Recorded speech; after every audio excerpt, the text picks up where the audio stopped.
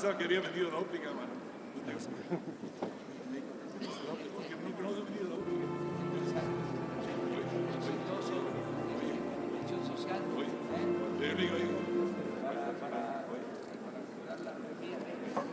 Esta también, para que lo digas, lo pongan por acá.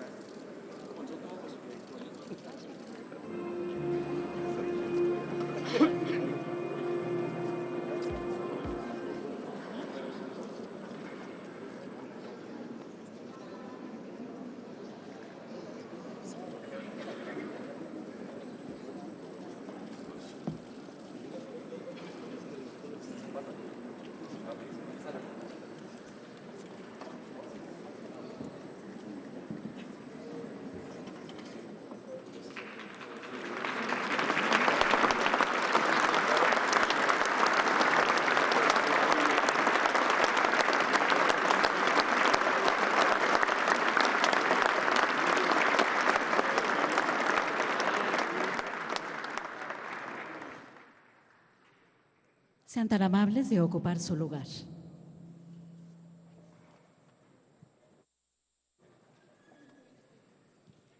Muy buenos días, damas y caballeros.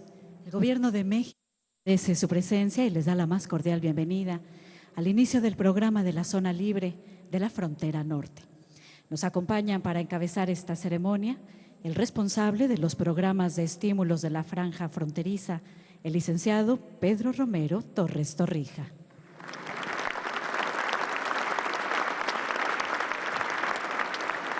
Procurador Fiscal de la Federación, el doctor Carlos Romero Aranda.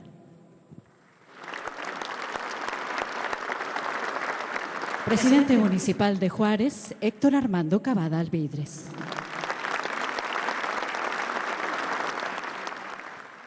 Presidente Concanaco Servitur, licenciado José Manuel López Campos.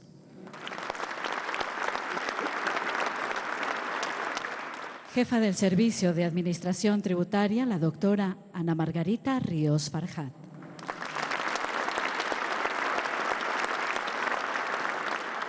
Secretario de Hacienda y Crédito Público, el doctor Carlos Ursúa Macías.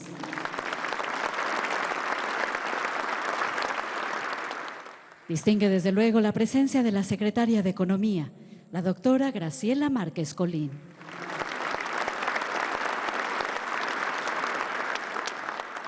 Gobernador del Estado de Chihuahua, el licenciado Javier Corral Jurado.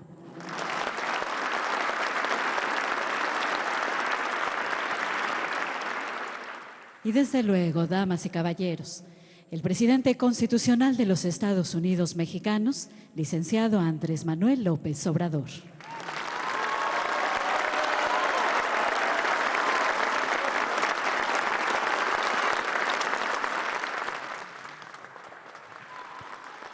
En uso de la palabra, el señor gobernador constitucional del Estado de Chihuahua, el licenciado Javier Corral Jurado.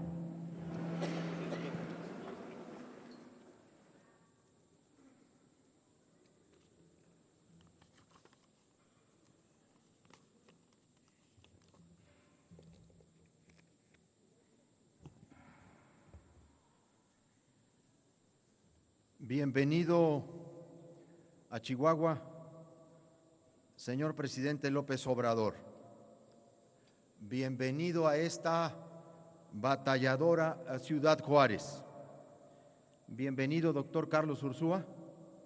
Bienvenida, doctora Graciela Márquez Colín. Bienvenido, doctor Carlos Romero. Bienvenida, doctora Margarita Ríos Farjat.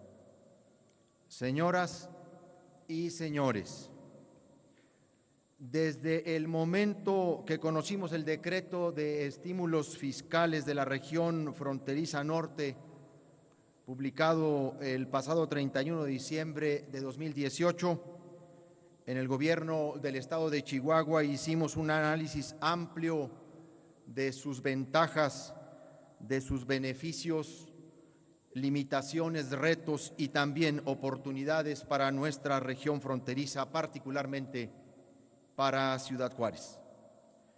Conscientes de que está en proceso la definición de las tablas de retención y las reglas de operación del decreto, le hicimos llegar el día de ayer, señor presidente, y también a sus secretarios de Hacienda y de Economía nuestras inquietudes y propuestas.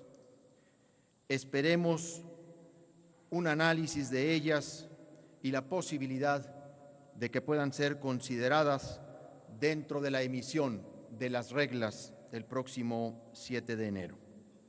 Lo hacemos con la única intención de abonar al cumplimiento del objetivo que se plantea en el decreto, que consiste en establecer mecanismos que fortalezcan la economía de los contribuyentes de la frontera norte de nuestro país, con el fin de estimular y acrecentar la inversión, fomentar la productividad y contribuir a la creación de fuentes de empleo. Se generó una alta expectativa en la población fronteriza de que a partir del 1 de enero de 2019 habría un impacto positivo directo en el poder adquisitivo por la reducción del impuesto al valor agregado, IVA, del 16 al 8% en los precios de bienes y servicios, una reducción en la tasa del impuesto sobre la renta en sus salarios y con base en compromisos hechos, una baja significativa en los precios de energéticos. En el caso de la industria manufacturera, maquiladora y de servicios de exportación INMEX, la expectativa es tener condiciones de mayor competitividad respecto a otras regiones del mundo, particularmente por la reducción de la tasa del impuesto sobre la renta que compensaría el incremento en el salario mínimo, así como la disminución de precios por homologación de energéticos, pero ha quedado fuera del incentivo este sector tan importante y estratégico para nuestra economía. También falta información sobre la aplicación de la reducción en el precio de los combustibles y bastante preocupación por la vigencia de solo 2 años de este decreto. Por ello celebro, señor presidente López Obrador, que se realice esta reunión para que podamos ampliar nuestro conocimiento sobre los alcances y mecanismos de aplicación de este decreto que también, hay que decirlo, voltea a ver a la frontera norte de México en una demanda muy sentida, muy antigua y muy honda, la de un mejor trato fiscal. Estos estímulos y su consecuente aplicación son un paso que debemos reconocer en esa dirección, pero se requiere de una acción de más hondura y un compromiso federalista. La inequidad en la distribución de los recursos fiscales de la Federación para estados y municipios hoy más que nunca se hace presente. Desde la primera ocasión en que usted y yo nos encontramos en la CONAGO, señor presidente, le expresé mi convicción de que el país requiere de un nuevo convenio de coordinación fiscal que haga una mayor y más justa redistribución de la hacienda pública. Es mucho lo que la Federación se lleva de Chihuahua y particularmente de Ciudad Juárez, y es muy poco lo que nos regresan. De cada peso que Chihuahua entrega, nos regresan 42 centavos. Vivimos con el convenio de coordinación fiscal del presidente López Portillo, y desde la década de los 40 no ha habido una convención nacional hacendaria en el país.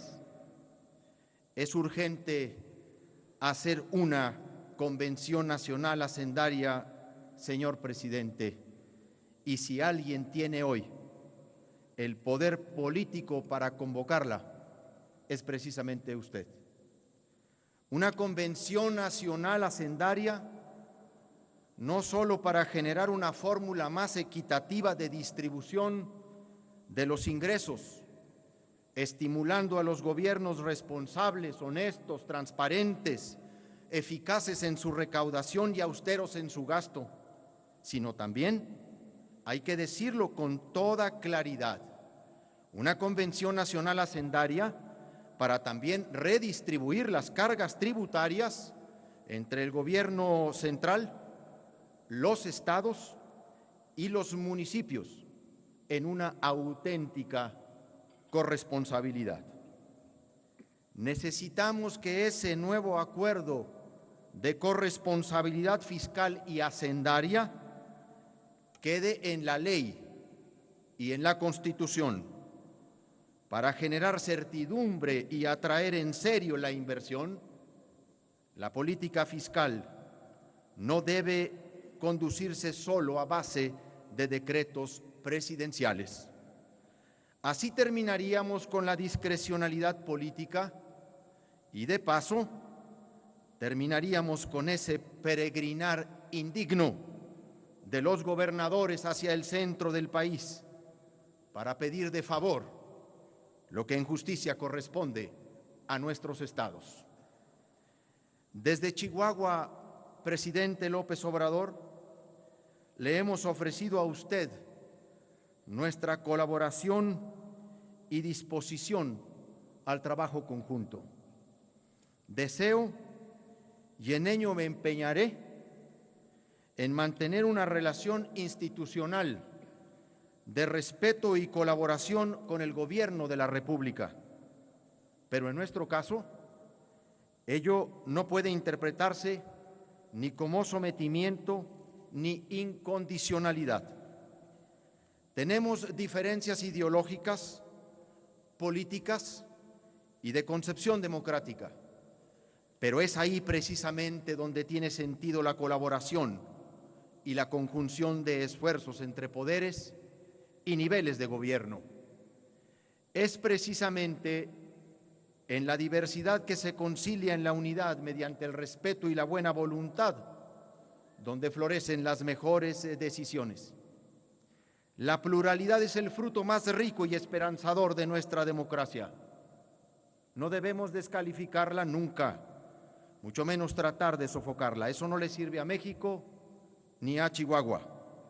Y precisamente por eso, usted siempre será bienvenido en Chihuahua y nosotros estaremos siempre dispuestos al diálogo franco y a la colaboración respetuosa. Gracias por estar aquí, señor presidente.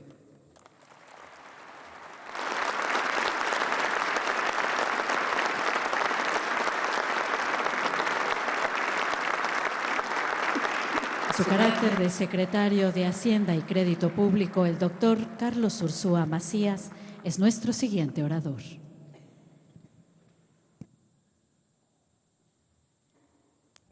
Bueno, yo seré breve, pero trataré de que sea interesante las cifras. La primera que me gustaría dar es que en el caso de las participaciones y aportaciones que le corresponden al Estado y los municipios de Chihuahua, se espera el estimado al menos es de un crecimiento real de más del 11%, en términos nominales casi 15%. Es un incremento muy sustantivo respecto a lo que ha pasado en los últimos años. Como ustedes saben, las participaciones y las aportaciones derivan una fórmula de la Ley de Coordinación Fiscal que determina cuánto le toca a cada estado a partir de la recaudación federal participable. Esa recaudación federal participable es un porcentaje, sobre todo de los impuestos federales que se recaudan a través de la nación. Por su naturaleza muy especial, el IVA, aquí y en Francia, que fue donde nació el IVA, y en otros países, el IVA es un impuesto federal porque se va cascadeando. Entonces hagan de cuenta que en Sinaloa unos pescadores van y pescan atún y después lo llevan y lo envasan digamos en Durango, y después una transportadora de Querétaro lo lleva a la Ciudad de México y ahí finalmente se consume el atún. Bueno, ese cascadeo no podría de ninguna manera corresponder a la Ciudad de México porque es nada más el consumidor final el que lo paga. Es un asunto de ir siguiéndole paso a paso al cascadeo del IVA para saber cuánto le correspondería a cada estado. Entonces, es el típico ejemplo de un impuesto que es por su naturaleza federal, y ese es uno de los componentes de esta recaudación federal participable. El otro gran impuesto que puede ser totalmente federal, como es el caso de México en muchos otros países, pero no totalmente federal en el caso, por ejemplo, de Estados Unidos, es el impuesto sobre la renta. El impuesto sobre la renta en la gran mayoría de los países del mundo es como en nuestro país, también federal. En Estados Unidos es federal y es estatal, no sé si ustedes saben. En particular, por ejemplo, en el caso de California, el estado de California tiene un impuesto para las empresas de 9%. Esto, por cierto, es interesante porque ese 9% añadido al 21% federal en Estados Unidos da un impuesto a las empresas de 30%, que es justo el impuesto que nosotros tenemos en toda la nación, excepto ahora en la franja. En la franja ese impuesto va a ser de 20%. Entonces, ese impuesto de cualquier manera también tiene un carácter muy federal y estos impuestos corresponden, componen la recaudación federal participable. Luego hay una fórmula que se usa para determinar cuánto le corresponde al Estado, cuánto al municipio, y como les decía, este año en el caso de Chihuahua va a ser un incremento bastante significativo. Ese es el primer punto que quería hacer notar, y el segundo es que ha causado un poquito de duda el decreto, pero en realidad es muy sencillo. Lo que dice el decreto es, o las empresas que quieran acogerse al decreto, pues tienen que cumplir una serie de requisitos. Para empezar, pues tienen que estar basados en la frontera y no en otro lado, y esas empresas van a tener el beneficio fiscal de inmediato del ISR en lugar del 30%, el 20%. Eso quiere decir que pues, todas las empresas de aquí se olvidan del 30% y usan el 20%.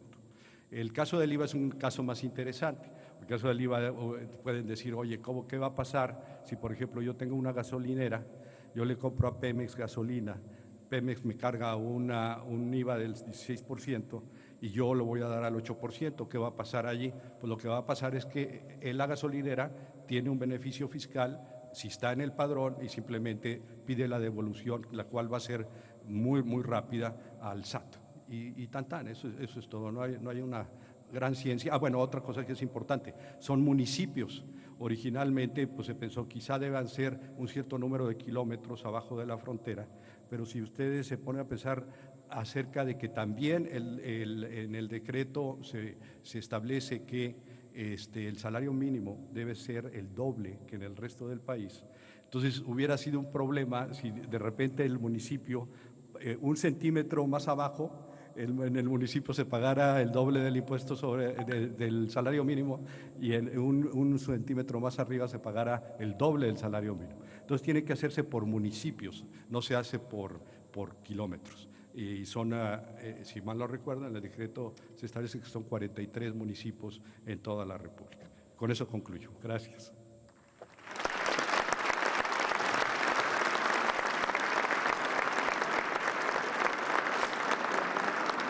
Es momento de atender la intervención de la secretaria de Economía, la doctora Graciela Márquez Colín.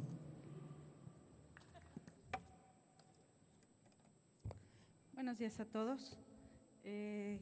Debo iniciar diciendo que me da mucho gusto estar el día de hoy con ustedes, saludar al Presidium, saludar al presidente de la República, licenciado Andrés Manuel López Obrador, al gobernador del estado de Chihuahua, Javier Corral Jurado, al resto de los miembros del Presidium y sobre todo que saludarlos a ustedes, a todos ustedes que forman parte de la sociedad de Chihuahua y decirles que la Secretaría de Economía ya también forma parte de la sociedad de Chihuahua.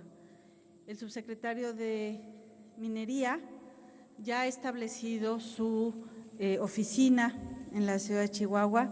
Francisco, por favor, Francisco Quiroga, subsecretario de Minería. Y esto forma parte del proceso de descentralización que impulsa el presidente López Obrador.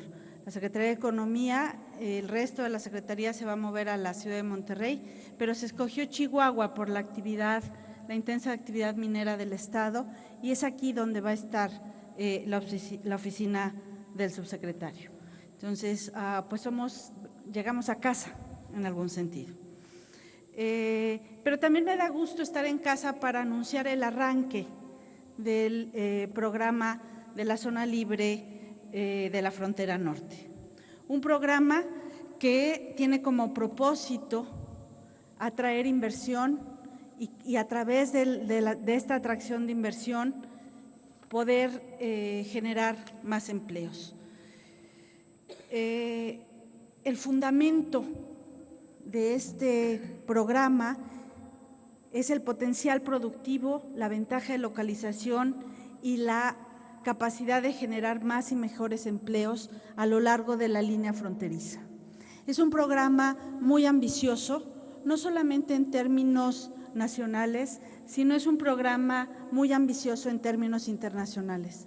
Hay muy pocos programas, si no es que ninguno a nivel internacional, que tenga este alcance a lo largo en términos de la extensión territorial que cubre el programa.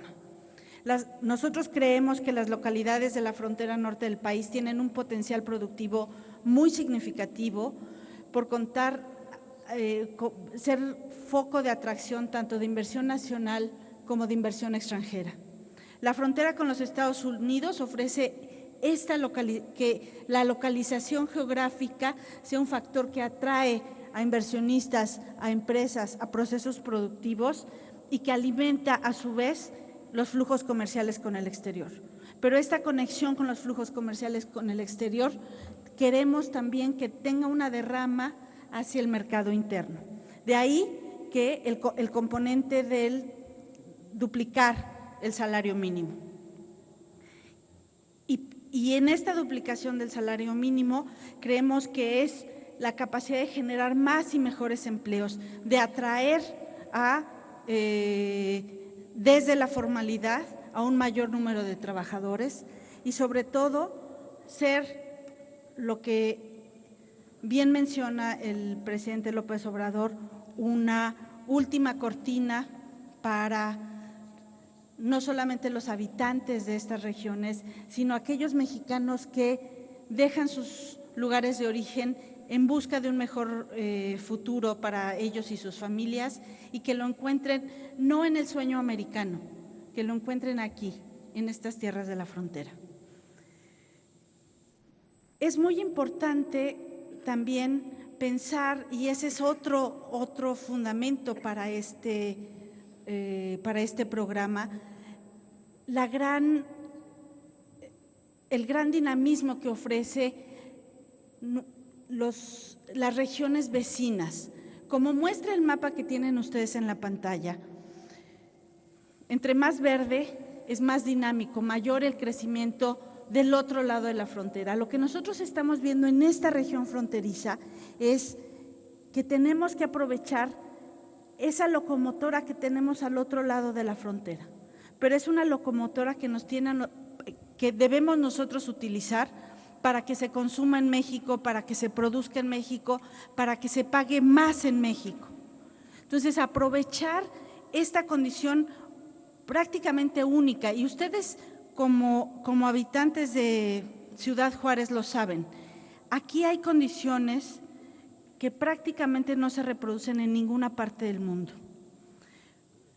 Una región fronteriza entre la primera economía del mundo y una economía emergente. Entonces, esta condición es la que nosotros queremos aprovechar tomando el dinamismo del territorio norteamericano y hacer que ese dinamismo sea una ventaja para México. La zona libre de la frontera norte, entonces, va a abarcar 6 estados y 43 municipios, y como ya explicaba el secretario Ursúa, son 43, la totalidad del territorio de estos 43 municipios. Toda esta región, para cifras del 2017, genera el 7.5% del Producto Interno del país. Es decir, estos 43 municipios generan esta proporción bastante alta del producto y además en los últimos 6 años, entre 2013 y 2017, crecieron por encima, crecieron al 3.1%, muy por encima del crecimiento del país en su conjunto. Mientras que el país creció a 2.6%, los 43 municipios crecieron a una tasa del 3.1%. Y si nos concentramos exclusivamente en Chihuahua, 8 de los 43 municipios están incluidos en la zona libre de la frontera norte. Janos, Ascensión, Juárez, Guadalupe, Praxedis, Guerrero, Ojinaga, Manuel Benavides y Coyame del Sotol. Nosotros creemos que en estos 8 municipios los beneficios pueden ser amplios y múltiples para atraer inversión extranjera a una región que ya crece y que crece por encima del promedio nacional. Esto es muy importante de decir porque estos estímulos no se están dando en una zona deprimida del país, no se están dando en una zona donde hay enorme desempleo, se están dando en una zona dinámica y creemos que vamos a potenciar ese dinamismo de crecimiento. Chihuahua contribuye al 3.2% del PIB nacional y entre enero y noviembre de 2018 generó casi 45,000 empleos. Entonces, vean cómo es una región que está entregando muy buenas cifras y puede, con estos estímulos fiscales, con este paquete, entregar todavía mejores. Importantísimo su conexión con la economía global, teniendo el 8º lugar en atracción de inversión extranjera directa. Y los socios de esta inversión son nuestros socios del Telecan, Estados Unidos y Canadá mayoritariamente, y también España. Creemos nosotros que hay una oportunidad de diversificar de dónde está viniendo la inversión. El pasado 30 de diciembre entró en vigor el TPP, el nuevo tratado que México ha concluido, y seguramente tendremos oportunidades de ampliar y de diversificar el origen de las inversiones extranjeras desde el lado del Pacífico. Y Chihuahua, creo, tiene el potencial para lograrlo. Y Chihuahua tiene el primer lugar como origen de exportaciones del país. También concentra el 12.7% de la inversión extranjera y los municipios, los 8 municipios que mencioné hace un momento, generan casi un tercio de las exportaciones de toda la región fronteriza. ¿Esto qué quiere decir? Que Chihuahua ya está en una plataforma exportadora, ya está con las conexiones globales y los estímulos fiscales y el aumento del salario mínimo, creemos, va a hacer que el programa de la zona libre tenga muy buenos resultados en este estado. En resumen, el programa de estímulos de la zona libre de la frontera norte tiene como objetivo activar el potencial económico y comercial de la zona mediante atracción de inversión y la creación de más y mejores empleos. Como ha dicho el presidente Manuel López Obrador, en esta región se erigirá una cortina económica que eleve la calidad de los habitantes de la zona y a todos aquellos que migran en busca de oportunidades para mejorar el bienestar de sus familias. Muchas gracias y nos sentimos desde la Secretaría de Economía en casa en Chihuahua.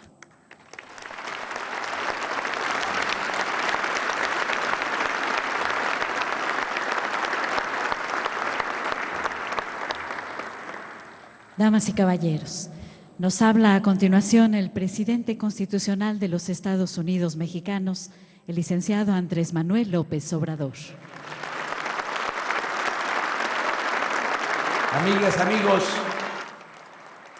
de Chihuahua, me da mucho gusto estar en Ciudad Juárez, aquí donde comienza la patria, en este sitio, en este lugar con tanta historia, con tanta cultura.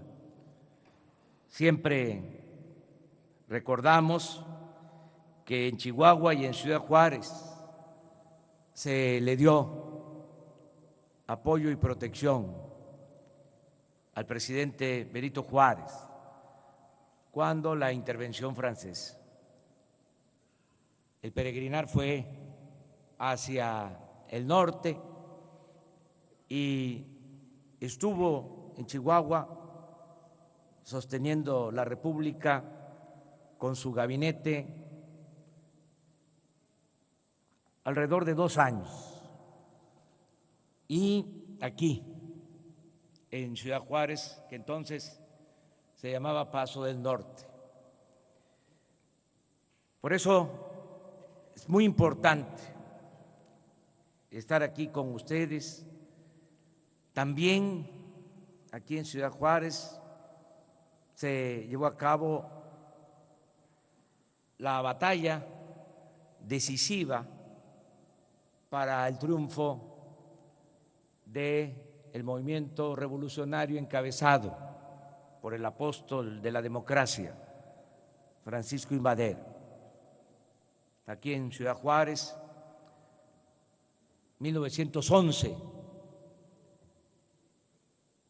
se llevó a cabo esa batalla, que fue la única batalla realmente importante después de que el presidente Madero convocó al pueblo a tomar las armas en contra de la dictadura porfirista. Lo hizo el 20 de noviembre de 1910 y 6 meses después ya estaba concluido el proceso de liberalización de nuestro país. 6 meses después, sin muchos costos, sin pérdidas de vidas humanas, incluso manteniendo la estabilidad económica, se había embarcado Porfirio Díaz al extranjero. Y se debió a esa batalla decisiva de Ciudad Juárez, con la participación militar de Orozco y de Francisco Villa. Por eso es historia Ciudad Juárez. Y también, hablando de historia y de los antecedentes de esta ciudad, cuando se convierte en ciudad, lo que ahora es Ciudad Juárez, es a raíz de un auge que se produce después de que nos quitan la mitad de nuestro territorio, después de ese gran zarpazo, porque un gobernador de Tamaulipas, ayer lo recordaba, Ramón Guerra, en medio de la desolación, de la tristeza, después de la guerra de 1848, cuando se define la nueva frontera con Estados Unidos, ya no el río Nueces, sino el río Bravo, había tanta pobreza y necesidad que este gobernador decide crear una zona libre, una zona franca en toda la frontera.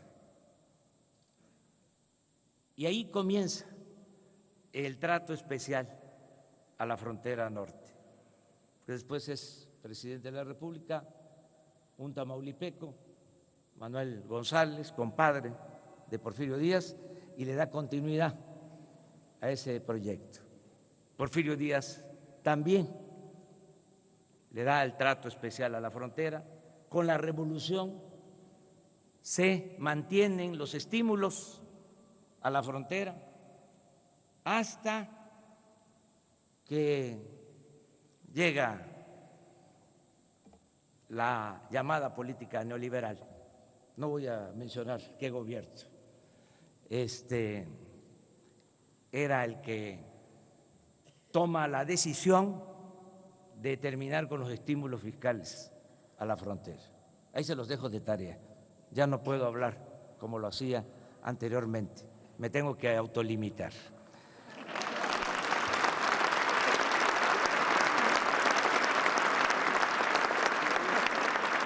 Ahora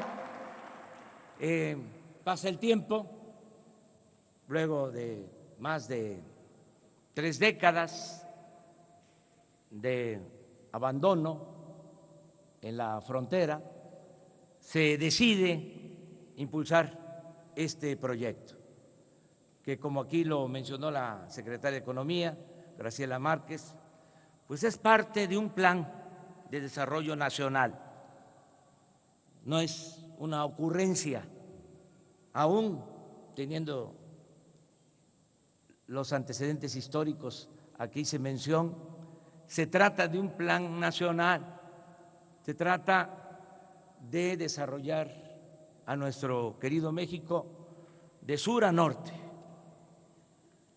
ir creando cortinas de sur a norte, cortinas de desarrollo. Empezar en el sureste, que es una región muy abandonada, por eso los proyectos como el Tren Maya, la siembra de 1 millón de hectáreas de árboles frutales, maderables, el reactivar la industria petrolera, la industria eléctrica, porque en la reciente reforma energética nos dijeron que iba a llegar mucha inversión y que iba a aumentar la producción de petróleo. Nos engañaron vilmente. En los considerandos de las leyes que se aprobaron en el marco de la conocida reforma energética, se decía que para este tiempo íbamos a estar produciendo 3 millones de barriles diarios de petróleo. Estamos produciendo 1.750.000 y con una tendencia a la baja, algo muy preocupante. Hemos llegado al extremo de comprar petróleo crudo. Eso fue lo que significó el fracaso de la llamada reforma energética. Y ahora, pues tenemos que aumentar la producción petrolera. Vamos a destinar recursos con ese propósito y vamos también a darle valor agregado a la materia prima. Ya no estar comprando los combustibles, las gasolinas en el extranjero. Consumimos 800.000 barriles diarios y solo producimos 200.000, porque desde hace 40 años no se construye una nueva refinería en el país. Entonces vamos a rehabilitar las 6 refinerías que tenemos y vamos a construir una nueva refinería. Todo esto va a crear muchos empleos, va a impulsar la economía en el sureste, vamos a desarrollar también el istmo de Tehuantepec por las ventajas que tenemos, es una parte estrecha de nuestro territorio para comunicar a países de Asia con la costa este de los Estados Unidos. Son 250 kilómetros del Pacífico al Atlántico. Se va a construir una vía del ferrocarril de carga de contenedores, se van a rehabilitar los 2 puertos, el del Pacífico, el de Salina Cruz y el de Coatzacoalcos, para competir en buena lid con Panamá. Ese es un proyecto importante. Cuando tengamos la infraestructura básica, que esperamos tenerla para 2, 3 años, ahí en esa franja también va a haber una zona libre para que se puedan instalar plantas ensambladoras y se generen empleos con la idea de que sea una cortina para que la gente no emigre, para que el mexicano pueda trabajar, ser feliz donde nació, donde están sus familiares, sus culturas, sus costumbres.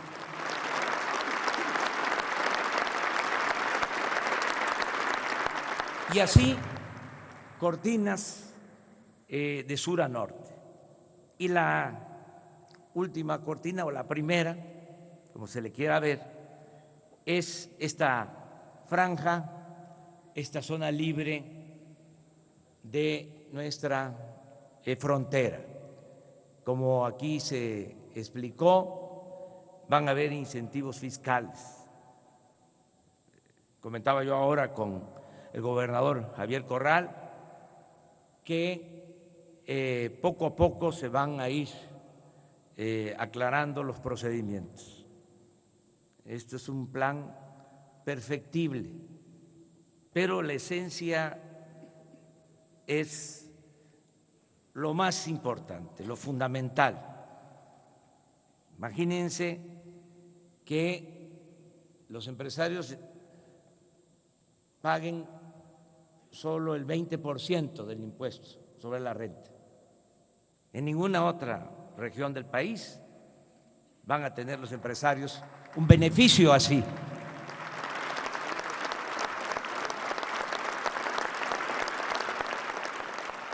Claro que hay que ver los detalles, pero ya se tomó la decisión y va a ser así, 20% de impuestos sobre la renta y también 8% de IVA, no 16%.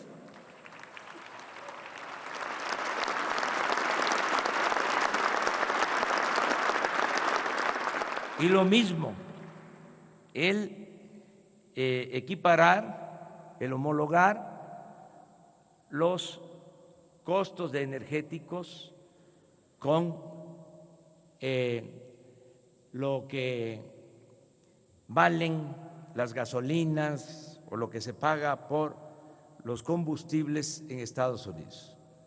Va a costar lo mismo la gasolina, el diésel, el gas, la luz, que del otro lado de la frontera.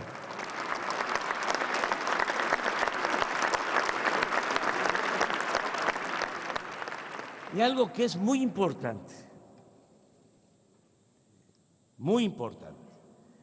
el aumento al salario mínimo. Aquí, en esta frontera.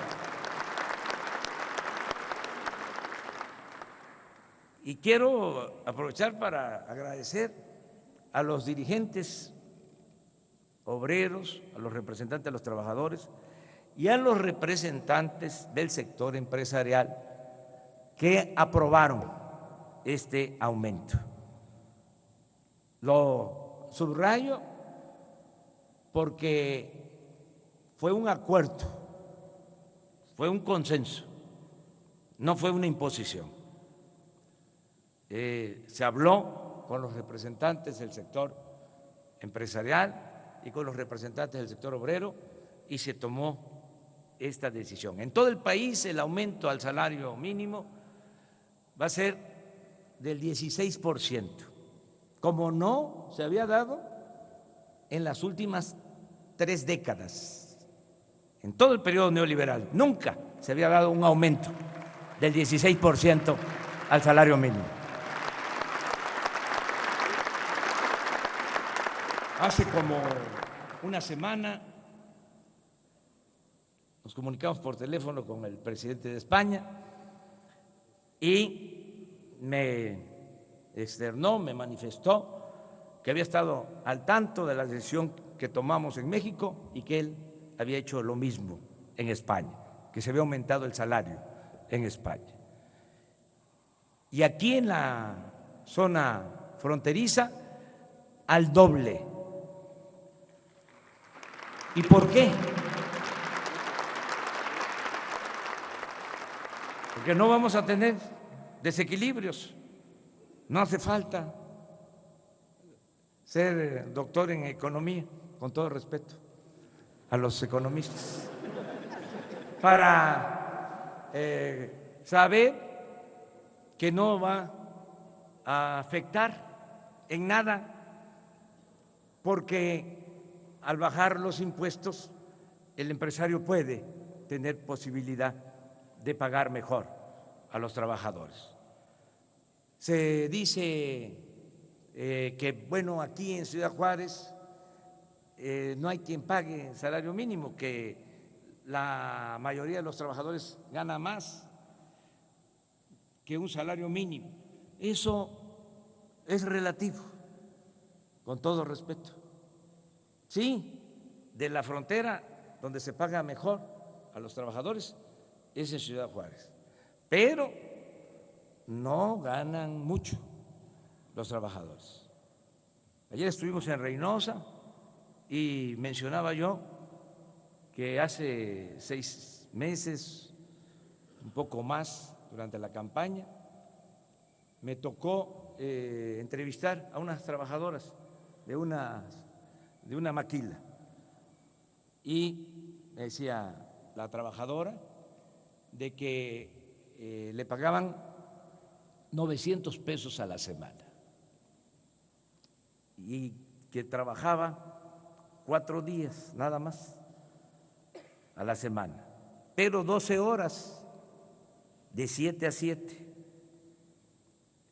En la semana 48 horas, 3,600 pesos mensuales. Ahora, con este nuevo salario en Reynosa, esa trabajadora pues va a ganar más. 3,600 pesos mensuales son como 120 pesos diarios. Ahora el salario va a ser de 176 pesos. Allá van a tener un incremento del orden de 50 pesos diarios esa trabajadora. Dicho sea de paso, imagínense ustedes lo que es, y lo saben bien, trabajar de 7 a 7, sobre todo con quién dejan a los hijos, todo esto que ustedes conocen más que yo. Bueno, aquí en Ciudad Juárez se paga más. Acabo de entrevistar a unos trabajadores antes de venir acá, 2,300 pesos a la quincena, 4,600 pesos. Estamos hablando como de 150 pesos, 153 pesos diarios. Ahora, con el salario mínimo, son 176. Aquí hay un incremento de 20 pesos. ¿Por qué me refiero a esto? Porque no es del todo cierto de que la mayoría de los trabajadores ganen más de este salario mínimo. Ahora, además, con este salario vamos a tener posibilidad de que los trabajadores especializados ganen más. No es posible que un trabajador de la industria automotriz en Estados Unidos gane $23 la hora y aquí el mismo trabajador con la misma especialidad, cuando mucho, $3 la hora. Entonces tenemos que procurar mejorar los salarios. Antes, ahora coincidimos más, pero antes decía yo que en lo que coincidía con el presidente Donald Trump era que cuando se estaba negociando el tratado, él pedía que se aumentaran los salarios de los trabajadores mexicanos. En eso coincidía yo con él y sigo coincidiendo, de que deben de mejorarse los salarios, desde luego no por decreto, sino lo tenemos que lograr con productividad, lo tenemos que lograr con crecimiento económico, que en vez del 3% podamos crecer al 6% y mantener este plan de estímulos a la inversión y a la producción en la frontera. También en el decreto se habla de que va a tener una duración de 2 años. No, hemos hecho el compromiso de que el decreto se mantenga cuando menos 6 años. 6 años.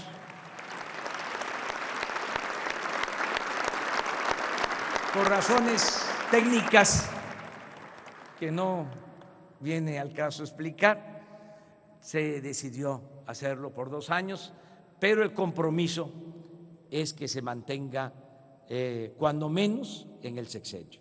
Más allá no, porque yo soy partidario del sufragio efectivo y de la no reelección. Entonces, ya va a corresponder a los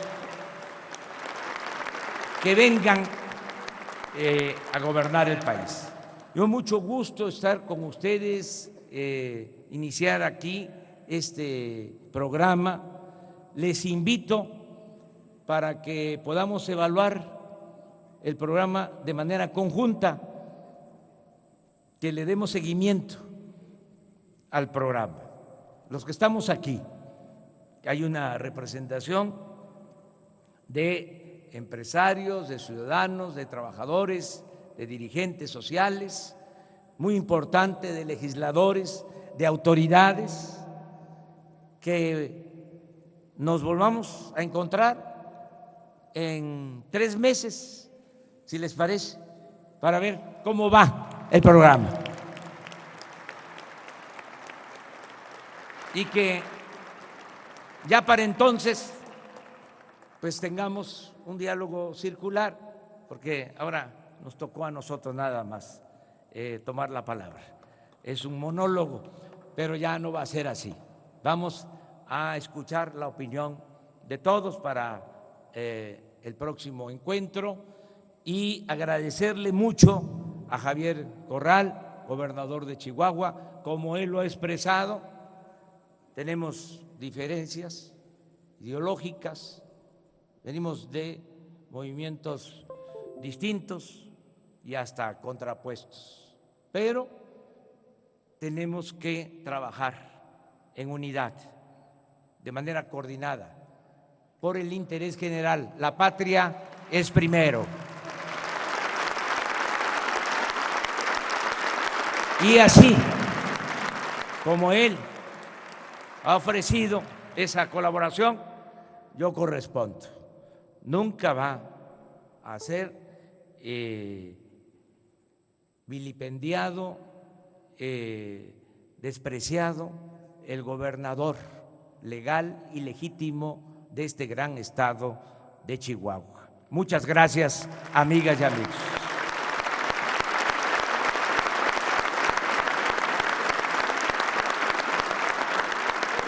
Acabamos de escuchar el mensaje del presidente constitucional de los Estados Unidos mexicanos, el licenciado Andrés Manuel López Obrador. En posición de firmes, con absoluto respeto, finalizaremos la ceremonia entonando a continuación el himno nacional mexicano.